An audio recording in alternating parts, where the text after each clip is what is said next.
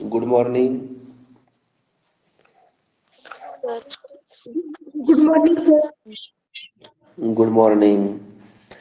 आज आपण नफा आणि तोटा हा अतिशय महत्वपूर्ण घटक अभ्यासणार आहोत. पहा, आता या घटकाला आपल्याला 2 तास शिका द्यावा लागतील, कारण अतिशय स्पीडनं जर हा घटक आपण अध्यापन केला तर बऱ्याच जणांना हा घटक अवघड वाटू लागेल. त्यामुळं 1-2 आपण तासिका या घटकासाठी खर्चित करूया. आता पहा, नफा किंवा तोटा साधारणपणे खरेदी किमतीवर आकारतात. माल वाहतूक असेल, हमाली असेल, जकात असेल इत्यादीसाठी झालेला जो खर्च आहे तो मूळ खरेदी किमतीत मिळवून येणारी रक्कम ही म्हणून खरेदी जातात. आता एखादी वस्तू ज्या किमतीला आपण घेतो त्या किमतीला काय म्हणतात रे? खरेदी किंमत. आणि एखादी वस्तू ज्या किमतीला आपण विकतो त्या किमतीला काय म्हणायचं? विक्री किंमत. खरेदी केलेली किंमत जर जास्त किमतीस विकली तर नफा होतो आणि कमी किमतीस विकली तर काय होतो? तोटा होतो. आपण एक उदाहरण साधं पाहूया. अगोदर बेसिक काही गोष्टी पाहूया आणि नंतर आपण महत्वाच्या घटकाकडे वळूया. 400 रुपयाला एक वस्तू खरेदी केली आणि ती वस्तू 500 रुपयाला विकली, म्हणजे त्या वस्तूची खरेदी किंमत किती रे? खरेदी किंमत मी थोडक्यात काय केली? 400. 400 रुपयाची वस्तू खरेदी केलेली आहे आणि ती वस्तू किती रुपयाला विकलेली आहे? 500 रुपये. 500. म्हणजे त्या वस्तूची विक्री किंमत किती येणार? 500. आता या ठिकाणी खरेदी किंमत जास्त आहे का विक्री किंमत जास्त आहे? हा, विक्री किंमत काय आहे? जास्त आहे. जास्त. आणि ज्यावेळेस खरेदी किमतीपेक्षा विक्री किंमत जास्त असते त्यावेळेस नेहमी काय होतं रे? नफा होतो. म्हणजे या ठिकाणी सूत्र काय रे? नफा बरोबर विक्री किंमत वजा खरेदी किंमत. वजा खरेदी. मग या ठिकाणी विक्री किंमत किती दिली आहे? 500. आणि खरेदी किंमत किती दिलेली आहे? 400. म्हणजे या व्यवहारामध्ये त्या दुकानदाराला 100 रुपये काय झालेला आहे? नफा झालेला आहे. या ठिकाणी एकच आपण सूत्र लक्षात ठेवायचं. नफा बरोबर विक्री किंमत वजा खरेदी किंमत. सर्वांनी सूत्र लिहून घ्या, जरी माहित असलं तरी लिहून घ्या. नफा बरोबर विक्री किंमत वजा खरेदी किंमत. लिहिलं? हो सर. हा, ओके. आता त्यानंतर थोडं उदाहरण बदलूया आपण. एका दुकानदाराने एक वस्तू 200 रुपयास खरेदी केली आणि ती वस्तू 150 रुपयास विकली, तर या व्यवहारात त्या दुकानदाराला नफा झाला अगर तोटा, आणि झाला असेल तर किती?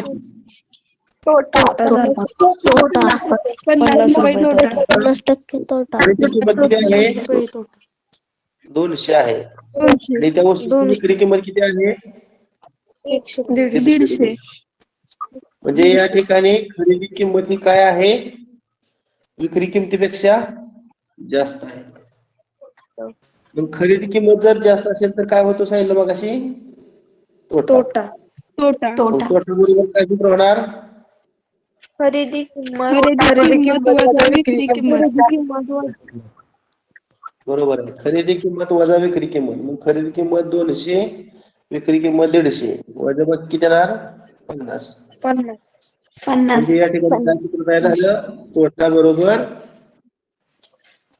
खरेदी किंमत वजा विक्री किंमत.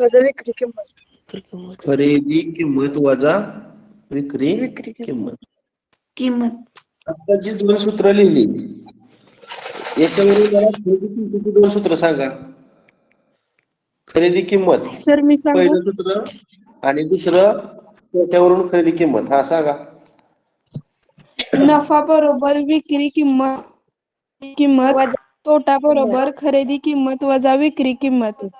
ती झाली की 2 सूत्र, परंतु थोडं कन्व्हर्सन करायचं. नफा बरोबर विक्री किंमत वजा खरेदी किंमत. मग खरेदी किंमत बरोबर काय?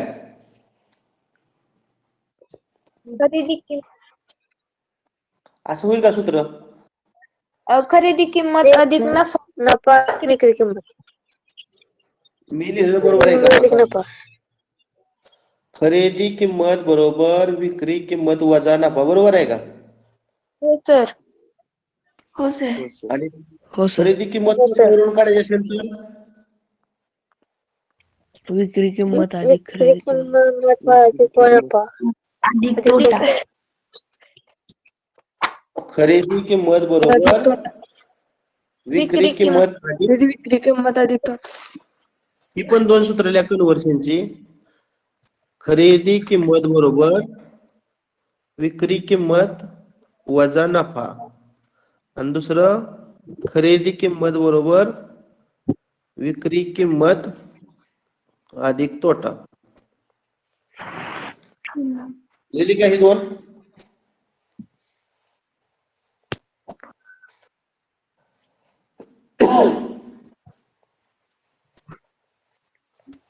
हो सर. ओके. मग आता आपल्याला शेकडा नफा आणि शेकडा तोटा काढावा लागतो. साधारणतः 100 रुपयाची एक वस्तू आपण खरेदी केलेली आहे. एक वस्तू किती रुपयाला खरेदी केलेली आहे? 100 रुपयाला खरेदी केलेली आहे. 100. आणि ती वस्तू विकून आपल्याला समजा 50 रुपये काय झालेला आहे? नफा झालेला आहे. तर विचारलं या व्यवहारात आपणास किती शेकडा नफा झाला? 100 रुपयाची वस्तू विकून 50 रुपये नफा झालेला आहे, तर शेकडा किती नफा झाला? आता एक सूत्र लक्षात ठेवा. काही सूत्र जर लक्षात ठेवली, जर शेकडा नफा काढायचा असेल तर नफा आणि खाली खरेदी किंमत, मग काय सांगितलं, नफा किंवा तोटा हा नेहमी खरेदी किंमतीवर आकारला जातो. आणि गुणिले काय सूत्र वापरायचं? 100. आता किती रुपये नफा झालेला आहे? 50 रुपये. वस्तूची खरेदी किंमत किती आहे? 100. मग या छेदातल्या 100ला ह्या अंशातलं 100 गेलं म्हणजे किती टक्के नफा झाला? 50% नफा. 50. इथं एक सूत्र कोणतं आता लिहिणं गरजेचं आहे. सूत्र एवढी पाठ करा. शेकडा नफा लिहून घ्या. लिहिलं सर. काय सूत्र सांगा पुन्हा एकदा मला लिहिलेलं. शेकडा नफा बरोबर नफा खरेदी किंमत शेकडा नफा बरोबर नफा भागिले खरेदी किंमत गुणिले 100. 100.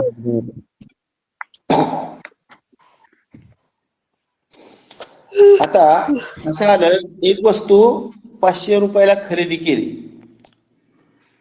त्या वस्तूची खरेदी किंमत किती सांगितलं? 500 रुपये. 500. आणि ती वस्तू समजा 400 रुपयाला विकली. किती रुपयाला विकली? 400 रुपयाला 400. विकली. मग या व्यवहारात त्याला तोटा झाला का नफा रे? तोटा. तोटा. बरोबर खरेदी वजा विक्री. मग किती तोटा झाला? 100. आता विचारलं तुम्हाला या व्यवहारात त्याला किती शेकडा तोटा झाला. आता शेकडा तोटा काढायचा असेल तर सूत्र लक्षात ठेवा. तोटा भागिले खरेदी किंमत गुणिले 100. आता तोटा झालेला आहे 100, खरेदी किंमत आहे 500 आणि पुढे गुणिले 100. या 2 शून्याला जी 2 शून्य घाललं, 5 1 5, 5 2 10 हा शून्य, म्हणजे किती टक्के तोटा झालेला आहे? 20%. शेकडा तोटा बरोबर सांगा. शेकडा तोटा बरोबर एकूण तोटा भागिले खरेदी किंमत खरेदी किंमत गुणिले 100. अतिशय महत्त्वपूर्ण सूत्र आहे पहा. शेकडा तोटा बरोबर एकूण तोटा भागिले खरेदी किंमत गुणिले 100. हे पण लिहून घ्या सूत्र. लिहिलं सर. लिहिलं सर.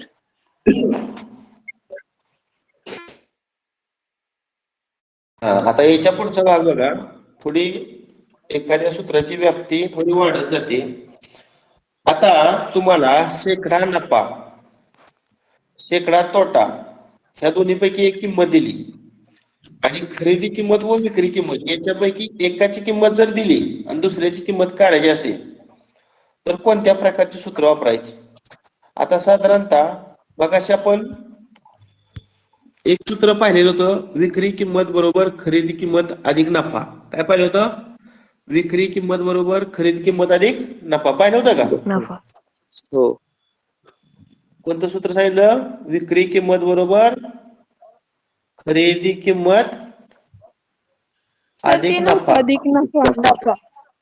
तेच उलट थोडं पाहिलं होतं रे. असं पाहिलं होतं आपण, खरेदी किंमत बरोबर विक्री किंमत वजा नफा असं पाहिलं होतं. तुम्हाला सांगतो सूत्र कुठे पाहिलं आपण? नफा बरोबर विक्री किंमत वजा खरेदी किंमत हे पाहिलं होतं ना.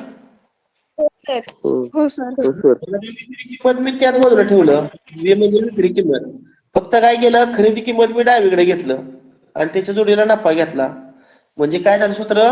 विक्री किंमत बरोबर खरेदी किंमत अधिक नफा. नफा. बघा, विक्री किंमत बरोबर खरेदी किंमत अधिक नफा. फक्त ह्यात बदल काय करायचे सूत्रातला तो पहा. काय करतोय बदल बघा.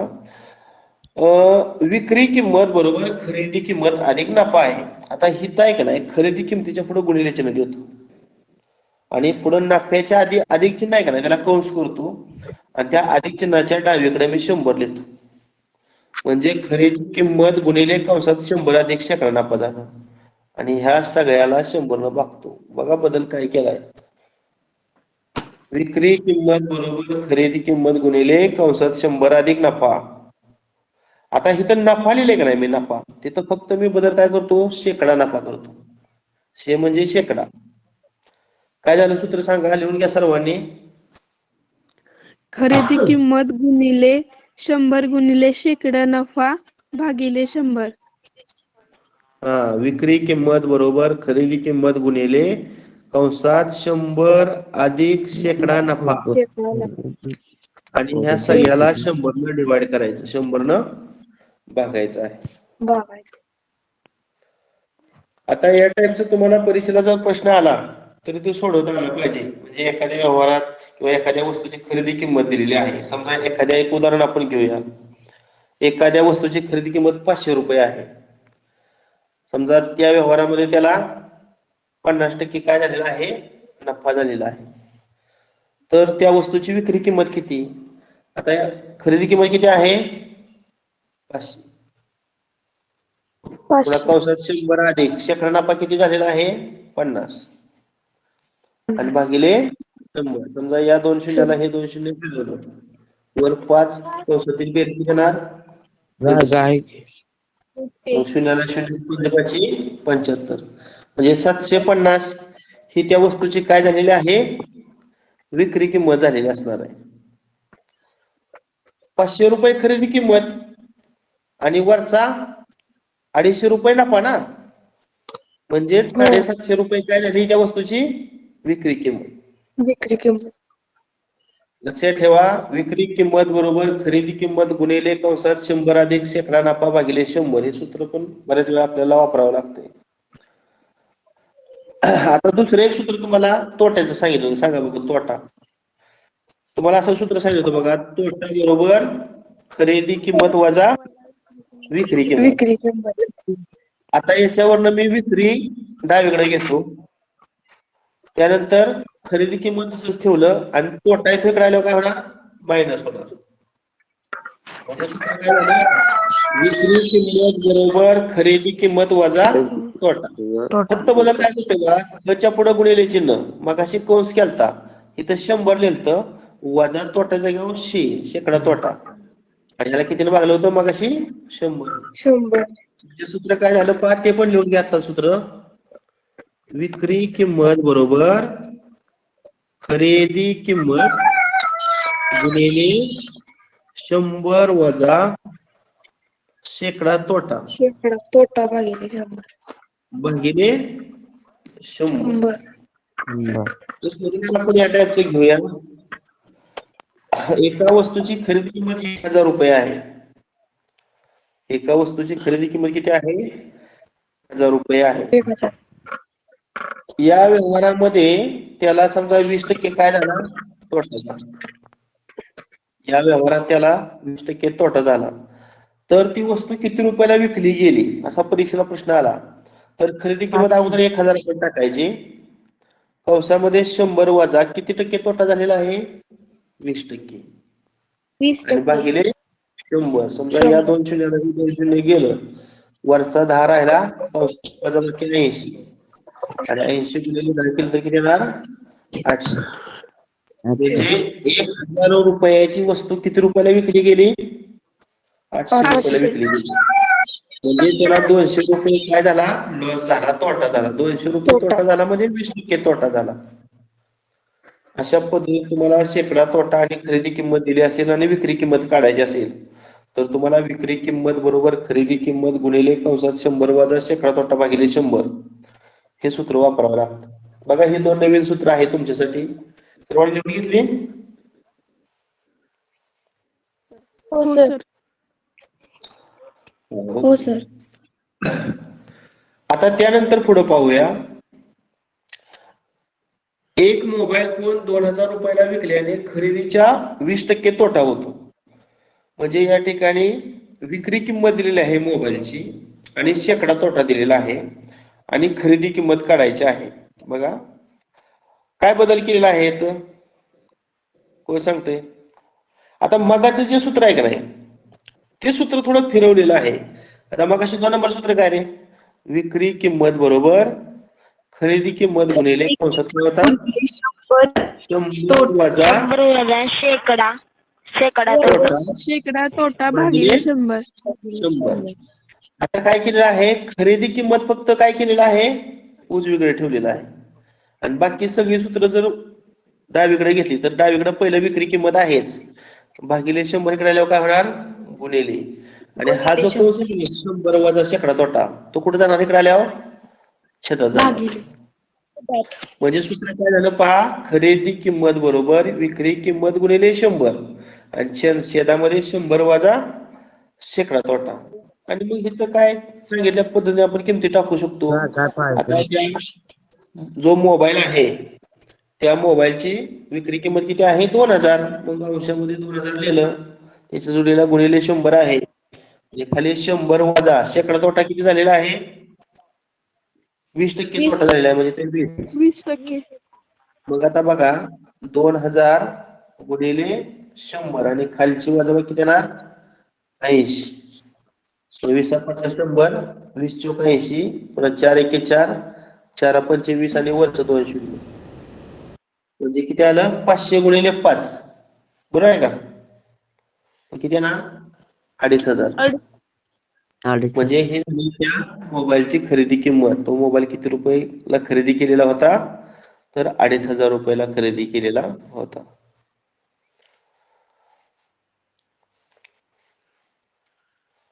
ओके.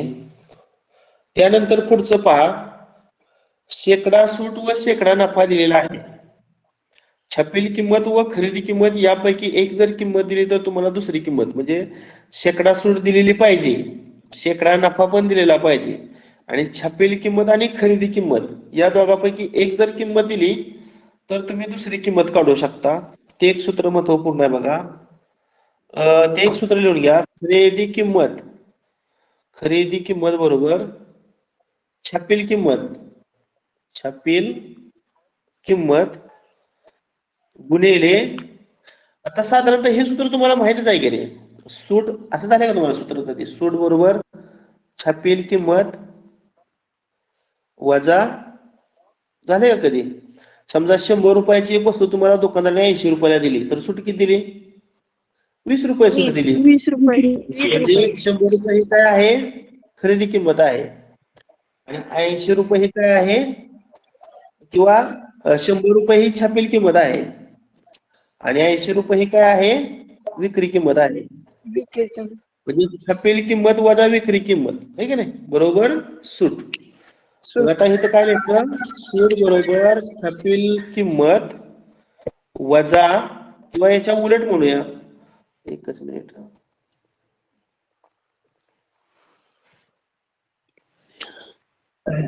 सूट बरोबर छापील किंमत, सूट बरोबर नाही, खरेदी किंमतीचं सूत्र दिले तसंच लिहा. खरेदी किंमत बरोबर छापील किंमत वजा सूट असं सूत्र आहे का रे मला सांगा. एक उदाहरण आपण सूत्र तयार करूया अगोदर. एक समजा 100 रुपये खरेदी किंमत आहे त्या ग्राहकाची आणि त्या वस्तूची छापील किंमत 150 रुपये आहे. मग सूट किती आली सांगा. वस्तूची छापील किंमत 100 रुपये आहे, 50. परंतु दुकानदारानं ती 100 रुपयाला कस्टमरला विकली, म्हणजे त्या कस्टमरची खरेदी किंमत 100 रुपये आहे. म्हणजे त्या दुकानदाराने त्या कस्टमरला 50 रुपये काय दिली, सूट दिली. सूट. म्हणजे खरेदी किंमत किती येणार, 100 रुपये. छापील 100 किंमत किती आहे, 150. आणि 150. सूट किती आहे, 50. म्हणजे 100 बरोबर 150 वजा 50, खरेदी किंमत बरोबर छापील किंमत वजा सूट, असं सूत्र आहे. आता याच्यात मी फक्त थोडासा बदल करतोय बघा. खरेदी किंमत तशीच लिहिली, छापील किंमत तशीच लिहिली. मगाशी लिहिलता बघा बदल, तसा सेम करायचा. इथं गुणिले चिन्ह केलतं, इथं कंस केलता, इथं 100 केलतं. फक्त सूटच्या जागेवर काय करायचं, मगाशी कसं नफाच्या जागेवर शेकडा नफा केलतं तसं इथं शेकडा सूट. शेकडा. आणि इथं भागिले मगाशी 100 केलतं का नाही, तिथं फक्त काय करायचं, 100 मध्ये शेकडा नफा ऍड करायचा. बघा सूत्र लिहून कसा गेला आता. ही खरेदी किंमत बरोबर छापील किंमत गुणिले कंसात 100 वजा शेकडा सूट भागिले खाली 100 न लिहिता 100च्या जोडीला 100 अधिक शेकडा नफा असं लिहायचं. म्हणजे सूत्र काय झालं फायनल पहा. खरेदी किंमत बरोबर छापील किंमत गुणिले कंसामध्ये 100 वजा शेकडा सूट आणि छेदामध्ये 100 अधिक शेकडा नफा.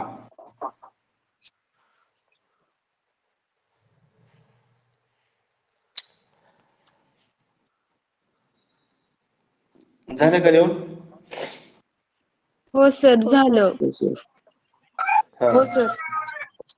आता एक उदाहरण आहे पहा. ते उदाहरण सोडवण्यासाठी आपण या सूत्राचा उपयोग करूया. दुकानदार चष्म्याच्या छापील किमतीवर शेकडा 20 सूट देतो. म्हणजे शेकडा सूट किती झाली सांगा, 20 रुपये. 20%. 20. शेकडा 20 सूट देतो म्हणजे 20% सूट देतो, तरीही त्याला 12% नफा होतो. म्हणजे शेकडा नफा किती आला, 12. 12%. 12. म्हणजे या ठिकाणी शेकडा सूट दिलेली आहे, शेकडा नफा दिलेला आहे आणि त्या चष्म्याची छापील किंमत दिलेली आहे 2800 रुपये. तर त्या चष्म्याची खरेदी किंमत तुम्हाला विचारलेली आहे. आता मागाशी तुम्हाला सांगितलं होतं शेकडा सूट दिलेला असेल, शेकडा नफा दिलेला असेल आणि छापील किंमत आणि खरेदी किंमत यापैकी एकाची किंमत जर दिली असेल तर तुम्ही दुसऱ्याची किंमत काढू शकता. मग आता मगाचं सूत्र सांगा मला. खरेदी किंमत बरोबर काय होतं, छापील किंमत. गुणिले कंसात 100 वजा शेकडा भागिले सूट 100 अधिक शेकडा नफा. अधिक शेकडा नफा. शेकडा सूट 20 आणि भागिले 100 अधिक शेकडा नफा. शेकडा नफा किती आहे, 100. 12. आता हे जर सोडवलं कंसातील वजाबाकी किती येणार, वरची 80 आणि खालची बेरीज किती येणार, 112. आणि इथं जर भाग ठेवला तर 28 1 28 आणि हे 2 शून्य ना, आणि 28 ची चौपट 112. 4 1 4, 4 2 8 आणि हा 0. 100 येणार वजाबाकी का 2000. 2. या प्रकरणामध्ये सूत्र आहेत आणि सूत्राचा उपयोग न करता सुद्धा उदाहरण सोडवू देतात, पण सूत्राच्या सहाय्याने पटकन सुटेल. जास्त सूत्रावर कमांड आपण या ठिकाणी केलं पाहिजे. हा, आता पुढचं बघा. पुढचं फार सोपं आहे. दोन वस्तूंची विक्री किंमत समान असेल. बघा, दोन वस्तूंची विक्री किंमत कशी असेल, समान असेल. त्या विकून एक वस्तू विकून मिळणारा शेकडा नफा व दुसरी वस्तू विकून मिळणारा शेकडा तोटा समान असेल. म्हणजे दोन वस्तूची विक्री किंमत सारखी आहे, पण मात्र एक वस्तू विकून शेकडा नफा होतोय आणि दुसरी वस्तू विकून शेकडा काय होतोय, तोटा. पण तो शेकडा नफा आणि शेकडा तोटा असेल तर या व्यवहारात नेहमी काय होतो, तोटा होतो. आता एक उदाहरण बघा दिलेलं आहे. राजूनं दोन सायकली प्रत्येकी 2400 रुपयाला विकल्या. म्हणजे पहिल्या वस्तूची सुद्धा विक्री किंमत किती, 2400. 2400. आणि दुसऱ्या सायकलची सुद्धा विक्री किंमत किती आहे? 2400 आहे. म्हणजे दोन्ही सायकलींची विक्री किंमत सारखी आहे. आता पहिली जी सायकल आहे ती विकून 20% त्याला काय झालेला आहे? तोटा झालेला आहे, हे नफा झालेला आहे. बघा, खरेदीच्या 20% काय झालेला आहे? नफा झालेला आहे. आणि दुसरी सायकल विकून 20% काय झालेला आहे? ज्यावेळेस शेकडा नफा आणि शेकडा तोटा समान असतो त्यावेळेस या व्यवहारामध्ये नेहमी शेकडा तोटाच होतो. मग या ठिकाणी किती तोटा झाला? तर शेकडा तोटा जर काढायचा असेल का नाही तर तुम्ही एक सूत्र वापरायचं. या ठिकाणी शेकडा तोटा काढायचा असेल तर शेकडा नफा किंवा शेकडा तोटा किती झालाय का नाही त्याचा वर्ग करायचा. किती झालेला आहे शेकडा तोटा सांगा या व्यवहारात, पहिल्या व्यवहारात किंवा ह्या दुसऱ्या व्यवहारात? 20%. त्याचा वर्ग करायचा, त्याला कितीने भागायचं? 100 न भागायचं. मग आता 20 चा वर्ग करावा लागेल आणि त्याला 100 न भागावं लागेल. 20 चा वर्ग 400 भागिले 100 म्हणजे 4% काय झालेला आहे? तोटा. समजलं का हे तुम्हाला? जेव्हा शेकडा किंवा शेकडा नफा किंवा शेकडा तोटा समान असतो आणि विक्री किंमत समान असते त्यावेळेस या व्यवहारामध्ये नेहमी काय होतो? तोटा होतो. जेवढा शेकडा तोटा किंवा शेकडा नफा झालेला आहे त्याचा वर्ग करायचा आणि त्या वर्गाला कितीने भागायचं? 100. तिथं लिहून घ्या एक सूत्र. विक्री किंमत समान असेल, मी तुम्हाला सांगतो, विक्री किंमत समान असेल व शेकडा नफा आणि शेकडा तोटा समान असेल तर नेहमी शेकडा तोटाच होतो. मग तो शेकडा तोटा कसा काढायचा? वर्ग करायचा. म्हणजे जो तोटा किंवा शेकडा नफा किंवा शेकडा तोटा झाला असेल का नाही, समजा 20% शेकडा तोटा झालेला आहे तर त्या शेकडा तोटाचा वर्ग करून 100 न भागायचं. या शेकडा तोटा बरोबर या ठिकाणी शेकडा तोटाचा वर्ग भागिले 100 केला.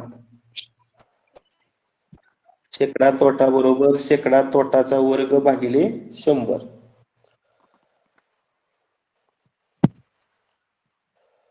झालं हे सूत्र? हो सर.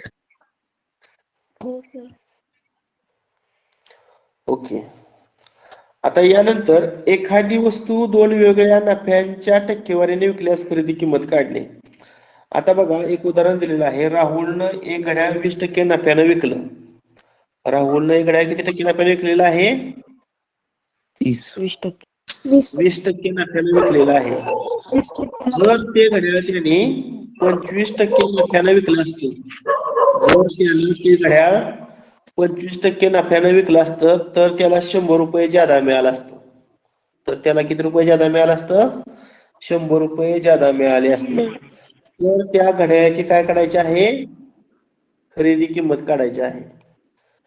आता अशा वेळेस एक सूत्र लक्षात घ्या. खरेदी किंमत बरोबर ज्यादा मिळालेली रक्कम, ज्यादा रक्कम त्याला 100 न गुणायचं आणि या सगळ्याला नफ्यातील फरक, नफ्यातील काय करायचं? फरकानं भागायचं. इथे एक सूत्र लिहा.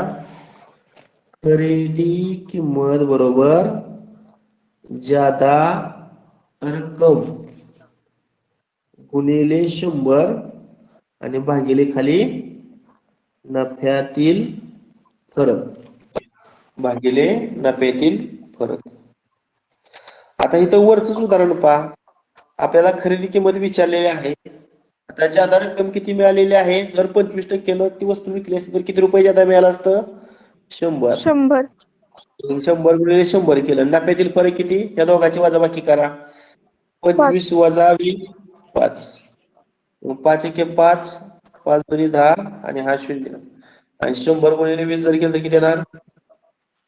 2000. म्हणजे त्या घड्याळाची खरेदी किंमत किती असेल? 2000 असेल. आता ही झाली सर्व सूत्र. आता हे सूत्र पाठ केल्याशिवाय तुम्हाला उपयोग म्हणजे गरजेचंच आहे. आता आपण अगोदर काय करूया, फायनलच्या परीक्षेला विचारलेला प्रश्न पाहूया आणि नंतर बाकीचं पाहूया. 2017च्या परीक्षेला हा प्रश्न विचारला होता बघा. एका दुकानदाराने 200 रुपये डझन या दराने 50 डझन वह्या विकत घेतल्या. त्या सर्व वह्या 225 रुपये डझन दराने विकल्या तर त्याला शेकडा नफा किती झाला? आता अशा वेळेस पहिल्यांदा खरेदी किंमत काढावी लागणार. कोण सांगते त्या वह्यांची खरेदी किंमत कशी काढायची? 200 डझन वह्या, 200 डझन दर आहे आणि अशा 50 डझन वह्या आहेत. म्हणजे 50 डझन वह्या आणि 1 डझन वह्याचा दर आहे 200. करा गुणाकार. 5 दोन्ही 10 आणि वरचं 3 शून्य. 10,000 रुपये काय झाली? या सर्व वह्यांची खरेदी किंमत झाली. आता आपल्याला काय करावं लागेल यानंतर? त्या वह्यांची काय करावं लागेल? विक्री किंमत. विक्री किंमत आता त्या सर्व वह्या किती डझन वह्या होत्या रे? 50 डझन वह्या. 50 डझन 50 50 डझन डझन किती रुपये दराने विकल्या? 200 रुपये 925 डझन हा 0, 5 5 25 2, 5 दोन्ही 10 2 12 1, 5 दोन्ही 10 1 11. म्हणजे त्या 50 डझन वह्याची विक्री किंमत किती आली? 11,250. आता खरेदी किंमत जास्त आहे की विक्री किंमत जास्त आहे? विक्री विक्री किंमत जास्त असल्यामुळे काय येतो मग? नफा. मग करा वजाबाकी. नफा बरोबर विक्री किंमत वजा खरेदी किंमत. 11,250 मधून 10,000 वजा केलं किती येणार? 1250. आपल्याला विचारलेला आहे शेकडा नफा. मग अशी तुम्हाला सुरुवातीला सूत्र सांगितलं, शेकडा नफा बरोबर काय रे? नफा भागिले नफा भागिले खरेदी किंमत गुणिले 100. मग नफा अंशामध्ये 1250 लिहितो, गुणिले 100 करतो आणि खरेदी किंमत किती होती? 10,000. आता हे 2 आणि हे 3 शून्य ह्या 3 शून्याला घालवलं. 125 भागिले 2, 10 म्हणजे 1 दशांश चिन्ह डावीकडे म्हणजे 12.5. म्हणजे शेकडा नफा किती झाला? 12.5. 12.5%. पर्याय क्रमांक 3. पर्याय क्रमांक 3. सर्वांना समजले का हे उदाहरण सांगा? हो सर समजलं. पहिल्यांदा काय करायचं? 50 डझन वह्यांची खरेदी किंमत काढायची. 50 गुणिले 250 केले की 10,000 ही खरेदी किंमत आली. आणि त्याच 50 डझन वह्या 225 रुपये दराने विकल्या. म्हणजे 225 गुणिले 50 11,250 ही 50 डझन वह्यांची विक्री किंमत झाली. आता विक्री किंमत ही खरेदी किंमतीपेक्षा जास्त आहे म्हणून नफा झाला. मग नफा बरोबर विक्री किंमत वजा खरेदी किंमत. ती वजाबाकी आली 1250.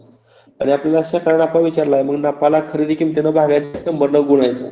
म्हणजे 1250 ला 10,000 भागलं गुणिले 100 केलं तर या ठिकाणी 12.5% हा शेकडा नफा आला. 2017च्या शिष्यवृत्ती परीक्षेमध्ये हा प्रश्न विचारलेला होता.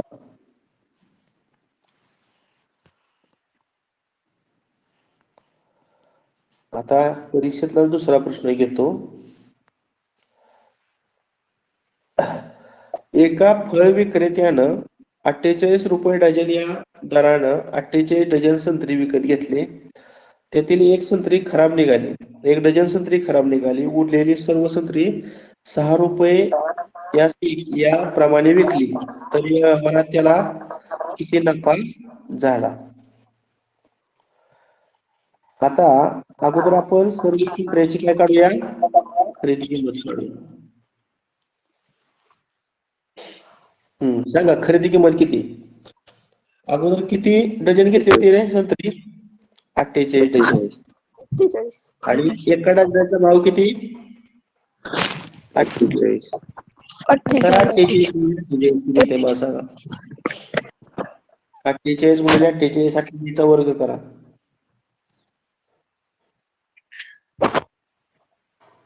8चा वर्ग 64 2304 2304 64 आणि 6 17 चला 7 4 चौक 16 आणि 7 23 बरोबर आहे. 2304 ही 48 डझन संत्र्यांची काय झाली खरेदी किंमत. आता आपण काय काढूया विक्री किंमत काढूया. आता 1 डझन संत्री खराब झाली ना, मग मला सांगा 1 डझन संत्री कमी करावी लागेल म्हणजे 48 डझन मधून 1 वजा केला किती होणार डझन 47 डझन. 47. आता उरलेले सर्व संत्री 6 रुपयाला 1 6 रुपयाला 1 म्हणजे डझनाचे किती झालं रे 72. म्हणजे 72 डझन या दराने विकल्या. मग 47 गुणिले 72 करा.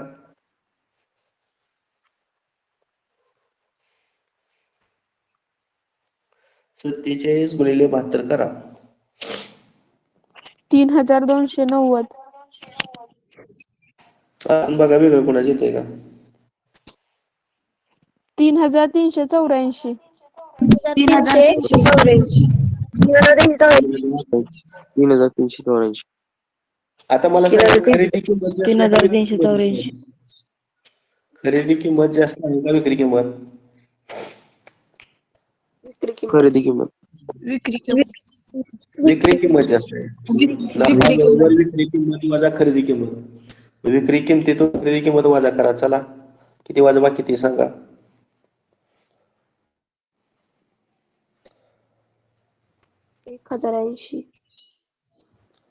हा 1080 1080. किती नफा झाला 1080. 1080 पर्याय 3. आपल्याला शेकडा नफा नाही विचारला नुसता विचारलेला आहे. जमलं का हे हो सर ओके.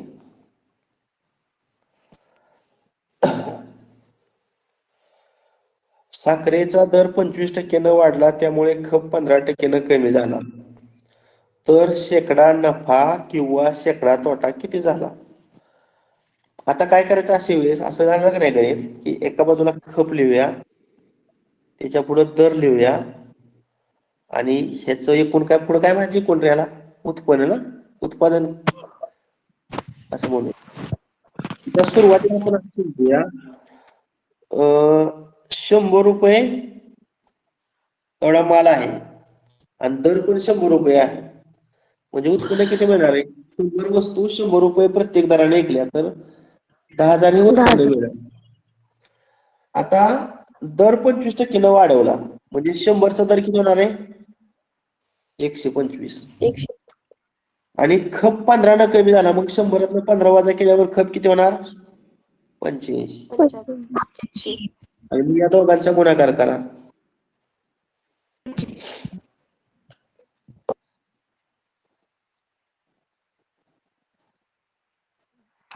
एकशे 25 गुणिले 85 करा 10725 10725 725 सर तिथं 75 हा 100 वजा 25 तुम्ही 85 तर मी पुढे लिहिला रे दर 25% वाढवला की मग 100 अधिक 25 मग 100तून 15 वजा केलं 85 आणि हा गुणाकार आला ना हा मूळचं उत्पन्न आणि ही नंतरचं उत्पन्न आहे. आता या ठिकाणी नफा झाला का तोटा रे मूळ पेक्षा नंतरची रक्कम जी असते ना म्हणजे नफा किती वजाबाकी करा 10,725 मधून 725 725 मग आपल्याला विचारलाय काय शेकडा विचारलाय हा सूत्र काय सांगायचं नफा भागिले खरेदी नफा भागिले खरेदी किंमत गुणिले 100 मूळची किंमत मग नफा 725 मूळची किंमत किती आहे 10,000 2 शून्याला हे 2 शून्य गेलं 725 भागिले 100 म्हणल्यावर 2 घर डावीकडं म्हणजे 6.25% नफा होणार म्हणजे पर्याय क्रमांक 2 2 शंभर आहे हो हो सर. हो. हो सर. हो सर. ओके. तर आपण एक मिनिट त्यातलीच मी घेतो सोडू परीक्षेला जी विचारलेली आहे अशीच. हा आता ह्या 18 आणि 19 आहेत बघा दोन. एक 2018चा आहे आणि एक 2019चा आहे. 12 उदाहरण आहे बघा. दोन वस्तू प्रत्येकी 1485 रुपयास विकल्याने एका व्यवहारात 10% तोटा व दुसऱ्या व्यवहारामध्ये 10% नफा होतो, तर या व्यवहारात किती टक्के नफा अगर तोटा होईल? मग अशी एक तुम्हाला वाक्य मी लिहायला सांगितलं होतं. ज्यावेळेस दोन वस्तूंची विक्री किंमत समान आणि होणारा शेकडा तोटा आणि शेकडा नफा समान असतो. आता इथं 10% तोटा झालेला आहे आणि 10% नफा झालेला आहे. मी काय होतो रे शेकडा काय होतो? तोटाच होतो. तोटा. तोटा होतो. तोटा. शेकडा तोटा बरोबर. जो शेकडा तोटा झालेला आहे 10% त्याचा वर्ग करायचा. त्याला किती भागायचं आहे होतं? 100. वर्ग 100 म्हणजे 1% तोटा झाला व्यवहारात. 1% शेकडा तोटा म्हणजे पर्याय क्रमांक किती येते उत्तराचं? 3. वस्तूची विक्री किंमत समान असते आणि शेकडा नफा आणि शेकडा तोटा समान असतो, त्यावेळेस काय करायचं? नेहमी शेकडा तोटा होतो आणि तो शेकडा तोटा कसा काढायचा? शेकडा तोटा 10% झालाय तर 10चा वर्ग करून त्याला 100 न भागायचं, म्हणजे 100 भागिले 100 1% काय झाला? तोटा. समजलं का हे गणित? हो सर. हो सर. करत बसायचं नाही, करत बसायचं म्हणून बराच वेळ आपला जातो. हा आता आपलं 13 बघा. विकासनं एक घड्याळ 6540 व दुसरे घड्याळ 3460 रुपयाला खरेदी केले. आता दोन्ही घड्याळांची खरेदी किंमत काढूया, म्हणजे त्या दोघांची बेरीज करूया. 6540 प्लस 3460. 5 4 10 हातचा 1 5 आणि 1 7 4 10 1 7 3 9 1 10 किती? 10,000. आणि ती घड्याळ किती रुपयाला विकली रे विकासनं? 10,000. आता मला सांगा ही खरेदी किंमत आहे काय जास्त आहे, खरेदी का विक्री? विक्री. विक्री जास्त असल्यावर नफा होतो ना. नफा बरोबर विक्री किंमत वजा खरेदी किंमत. 10,900 10,000 वजा करा. 900. आपल्याला करायची होती का? शेकडा नफा सूत्र काय होतं? नफा भागिले खरेदी किंमत गुणिले 100. 900. खरेदी किंमत किती आहे? 10,000 गुणिले 100.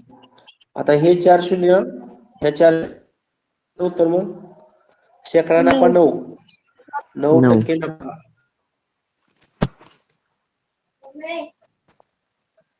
4 बरोबर का? हो हो सर. सर.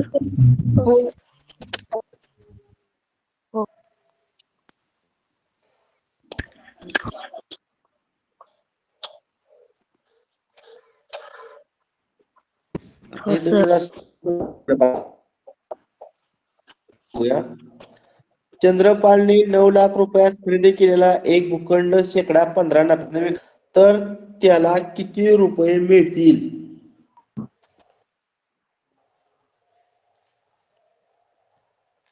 बघू कोण सोडवते किंवा कोण सांगते हे उदाहरण.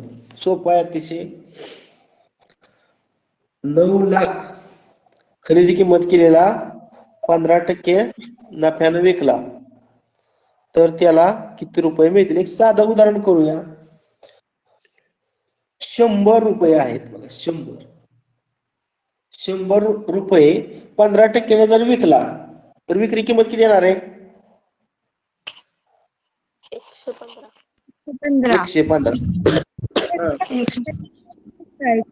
मग आता चंद्रपालनं 9 लाख रुपये 9 लाखाचा भूखंड आहे. इथे मी 9 लाख लिहितो. 9 लाख मध्ये किती शून्य? 5 शून्य. मग तो विकून त्याला किती रुपये मिळतील? मग पुढे प्रश्नचिन्ह. पुन्हा काय करायचं सरळ 9 लाख गुणिले करायचं आणि भागिले किती करा 100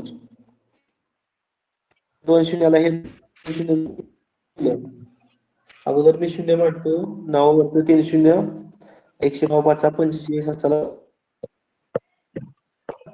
13चा 1 9 1 9 1 10 येणार 10,35,000 म्हणजे पर्याय क्रमांक किती 3 3 पर्याय क्रमांक 3 नफा मिळाला म्हणल्यावर 9 लाखापेक्षा किंमत जास्त मिळणार ना त्याला 1,35,000 मिळालं म्हणजे त्याला नफा किती मिळाला 1,35,000 नफा मिळाला ना हो सर 1,35,000 हो सर 1,35,000 नफा मिळाला. हा आता ही फायनलच्या परीक्षेला विचारलेले प्रश्न आता आपण सविस्तर पाहूया स्वाध्यायापासून. आता पहिलं उदाहरण बघा. एक वस्तू 6 रुपयाला विकल्याने 2 रुपये नफा होतो. जर ती वस्तू 3 रुपयाला विकली तर नफा अगर तोटा किती? तुम्ही बोलायचं.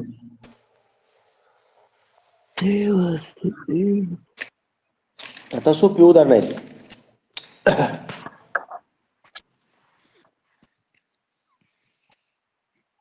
अरे 6 रुपये विक्री किंमत आहे आणि 2 रुपये नफा. 25% नफा खरेदी किंमत किती सांगा? त्या पहिल्या वस्तूची खरेदी किंमत किती येणार? 4 रुपये मग असे तुम्हाला मी सूत्र लिहून दिलं बघा. नफ्यावर खरेदी किंमत सांगण्याचे एक सूत्र लिहून दिलं. विक्री किंमत वजा नफा ना? हो सर हो मग विक्री किंमत किती आहे 6 नफा 2 म्हणजे खरेदी किंमत किती आली 4 4 रुपये. आता ती वस्तू 3 रुपयाला विकली. आता खरेदी किंमत 4 आणि तुम्हाला विक्री किंमत किती दिलेली आहे त्या वाक्यात 3. आता खरेदी किंमतीपेक्षा विक्री किंमत कमी आहे म्हणजे तोटा झाला का नफा? तोटा. खरेदी किंमत वजा विक्री किंमत. खरेदी किंमत 4 विक्री किंमत 3.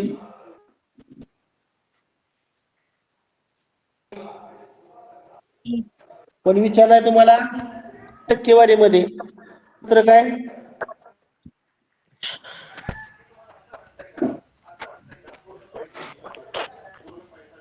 गुणिले 100 तोटा 1 खरेदी किंमत किती 4 आणि गुणिले 100 100ला 4 भागल्यावर किती येणार 25. 25% तोटा पर्याय क्रमांक 3. समजतंय का स्पीड न होतंय कारण सिलेबस भरपूर आहे. अगदी जर हळूहळू शिकलो तर आपलं संपणार नाही. समजलं का हे तुम्हाला? हो सर समजलं. हो सर ओके. हो सर दुसरं उदाहरण घेतो.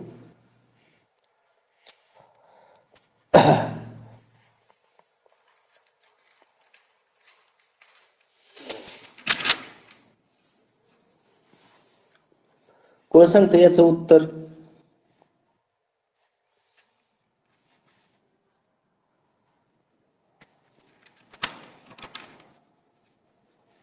भिकोबाने 4,000 रुपये रक्कम 5 महिन्यासाठी व तुकारामने 3,000 रुपये रक्कम 4 महिन्यासाठी एका व्यवसायात गुंतवली.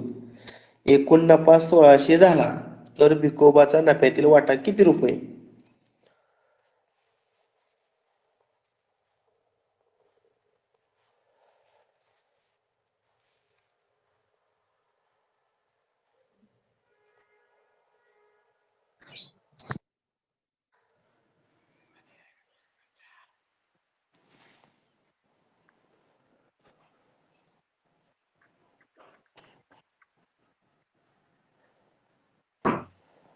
आता भिकोबानं 4,000 रुपये 5 महिन्यासाठी गुंतवलं.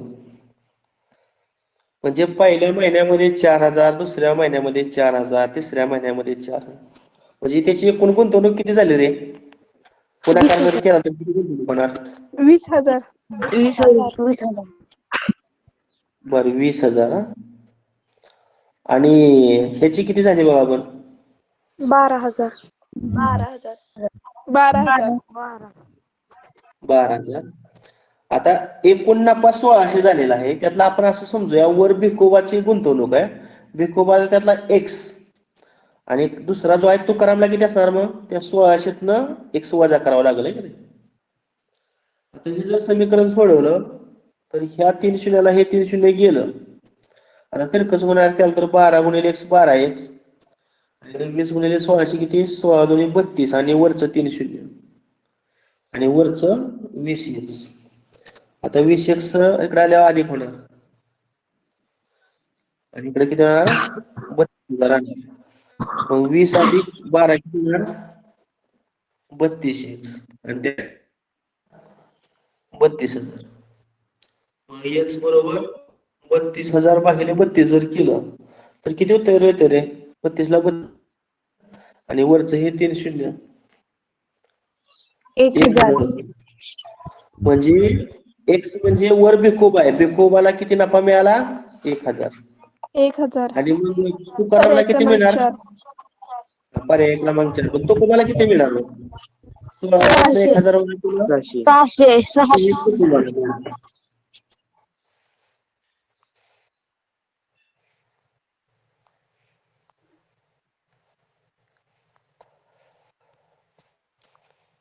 आता हे तिसरं पहा.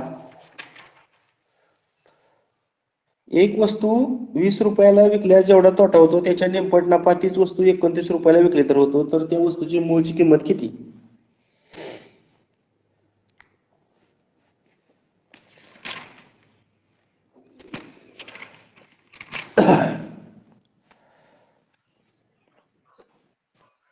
आता बघा असं गणित ज्या विषयी का नाही त्यावेळेस मी ख म्हणजे खरेदी किंमत लिहितो, वी म्हणजे विक्री किंमत लिहितो आणि आता इथे तोटा लिहितो. बघा मी काय लिहिलंय? ख वी तो म्हणजे काय?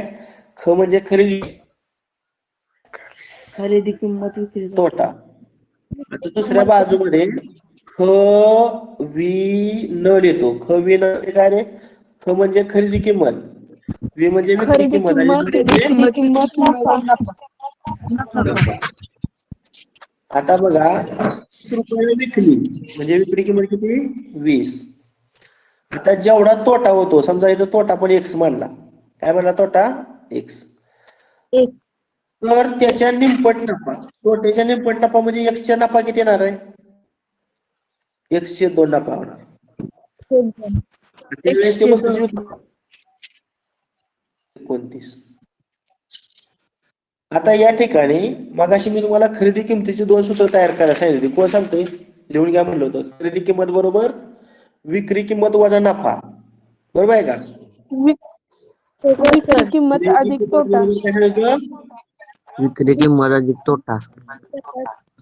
मग विक्री किंमत 29 वजा नफा किती? एक्सचे आणि इकडे काय होणार? खरेदी किंमत बरोबर तोट्यावरून खरेदी किंमत काढण्यासाठी विक्री किंमत अधिक विक्री तोटा. किंमत अधिक तोटा.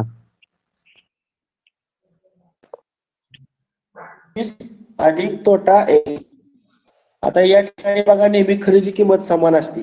आता खरेदी किंमत समान म्हणून सूत्र तयार करायचं. इकडची खरेदी 20 अधिक बरोबर इकडची खरेदी किंमत किती? 29 वजा एक्सचे 2. सोडवलं एक्सचे 2 वजा 1 राहिले 29 होणार, इकडे 9 होणार. आता दोन्हीकडे जर 2x होणार, इथं 2 ला 2 जाईल म्हणजे x राहणार 18. मग 3 आणि 1 2 आणि 1 3x बरोबर आहे. आणि मग 18 भागिले 3 किती येणार? 6. आता 6 काय झाले रे? आपण तोटा म्हणला होता ना. मग ते 6 किंमत टाकली आता तर 20 अधिक 6 किती येणार आहे? 26 रुपये खरेदी. म्हणजे उत्तर किती आलं? पर्याय क्रमांक 26 पर्याय क्रमांक 1. 26. पर्याय क्रमांक 1 येते. बघा याचा चांगला अभ्यास करा. ख वि तो ख वि न. ख म्हणजे खरेदी किंमत, वि म्हणजे विक्री किंमत, तो म्हणजे तोटा. आणि इकडे ख वि न म्हणजे खरेदी किंमत, विक्री किंमत, नफा. म्हणजे विक्री 20 रुपयाला विकल्यावर जेवढा तोटा होतो, तोटा पण X मांडला, विक्री किंमत 20 मांडली. पहा, आणि इकडं निमपट नफा होतो, म्हणजे X ची निमपट म्हणजे 1/2. आणि त्यावेळेस विक्री, आता इथं खरेदी किंमत बरोबर विक्री किंमत अधिक तोटा, 20 अधिक X खरेदी किंमत बरोबर विक्री किंमत वजा नफा, म्हणजे 29 वजा 1/2. आणि या दोन्ही ठिकाणची खरेदी किंमत समान आहे. मग इकडची खरेदी किंमत बरोबर इकडची किंमत. आणि हे जर सोडवत गेलं तर X ची किंमत 6 येते. 6 हा तोटा झाला. मग तोट्यामध्ये मिळवली, मग 20 अधिक 6 26 रुपये ही त्या वस्तूची खरेदी किंमत किंवा मूळची किंमत झाली.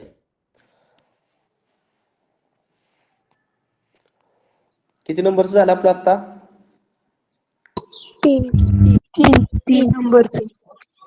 आता हे 4 नंबरचं पहा. एका दुकानदारानं 2 वस्तू प्रत्येकी 1560 रुपयांना विकल्या. त्यावेळी त्याला एका वस्तूवर 20% नफा झाला व दुसऱ्या वस्तूवर 30% नफा झाला. तर त्या वस्तू खरेदी करण्यासाठी दुकानदाराला किती रुपये द्यावे लागतील? प्रश्न थोडं प्रत्येक वेगळ्या वेगळ्या प्रकारचे थोडं आहेत.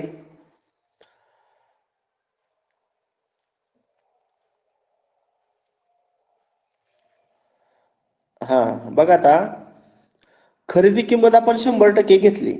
बघा आता